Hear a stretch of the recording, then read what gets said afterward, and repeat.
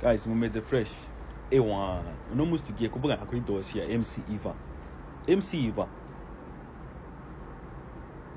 Bro, ndakubwira ikintu kimwe. Je mu bantu bemera yuko urukundo rubaho je ndimo. Ndino mu bambere bro.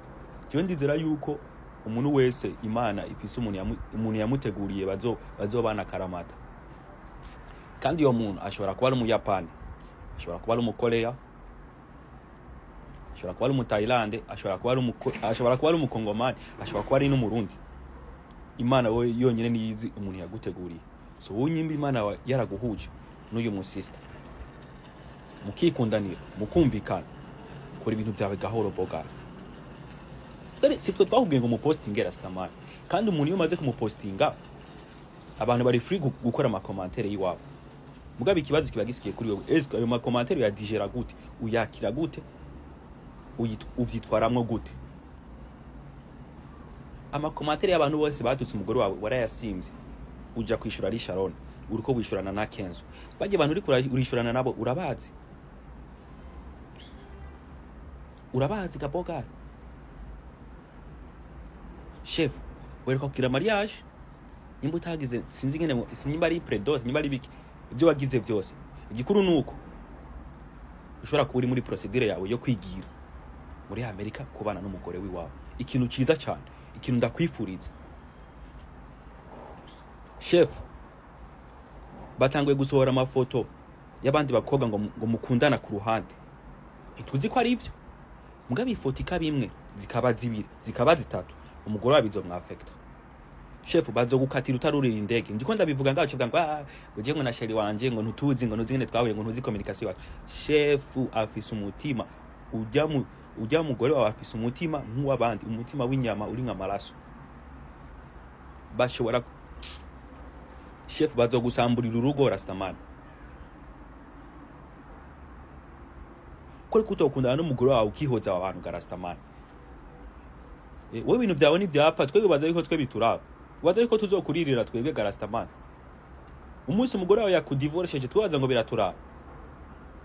Jewe nganje kubikubwira ko arambona dusa nabari mu myaka imwe. James 76 sinzi imyaka ufise ngabe byari byose ntori mu matrane. Okay dusa nabangana Je ndagukunda bro. Je ndagukunda. Ndakunda abahungu bitahuye bashinga ugwabo bakora akazi bameze bya. Sinkeneye yuko ugwa mu ngorane utazi rastamani. Hari ngo nyinshi zimaze gwakwa gusambuka nga kuri TikTok wowe utazi bro. Ugomba kubishira ukeneye kubereka yuko ngo nawe ngo ufise umunwa munini.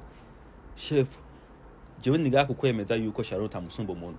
Ndingaha kukwemeza yuko KENZO utamusumba umuntu. Uzotinya umuntu ashobora gukorera live imbisi ibiri kurikirana ataruhutse. Waze ko umugore atazoziraba. Niya ziraba wibaza yuko azoca guma gutwengera. Chef, nirembenanya bazorikora bro.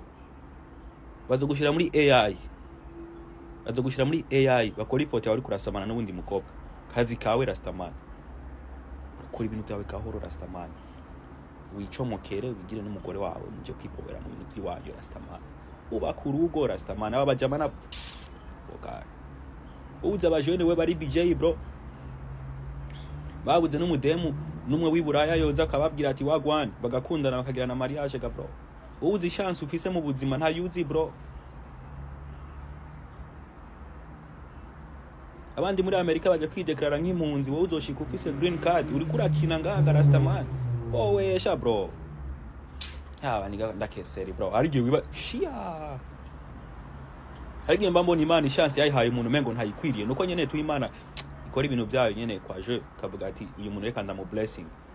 Ubundi hari abandi bantu imigisha baba bayikeneye bakayibura bro. Mwe mwayironka mugaca mutangura kuyikinisha.